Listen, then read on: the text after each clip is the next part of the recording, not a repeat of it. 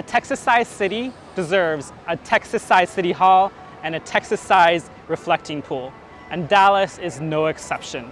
Dallas City Hall Plaza is home to Dallas City Hall, which is imposing in its size, and the reflecting pool in front of it is also grand in scale. I'm standing here and wondering about the shape of this pool.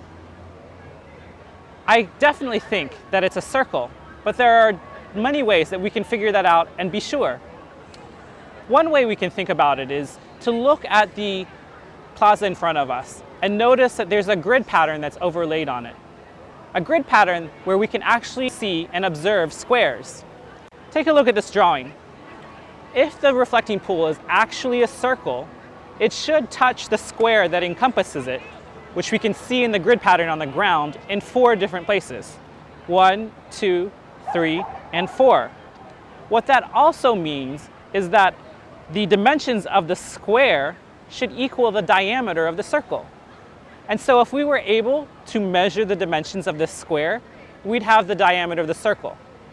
And if these 2 measurements are the same, then we have a pretty good idea that the reflecting pool is a circle.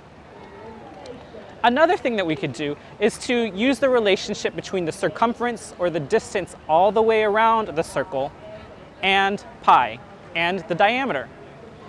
We can see that we can figure out pi by dividing the circumference by the diameter.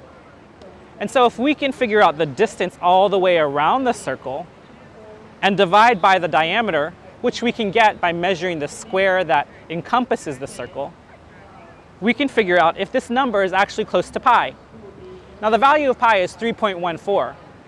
And if we divide the circumference of the reflecting pool by its diameter and we get something close to 3.14, then again, we've got a pretty good idea that this reflecting pool is circular in nature. I'm standing here and I'm looking around, and I think maybe the easiest thing for me to do would be to measure one side of the square and the other side of the square and figure out if these 2 are the same. And then we'd have a pretty good idea that this is a circle.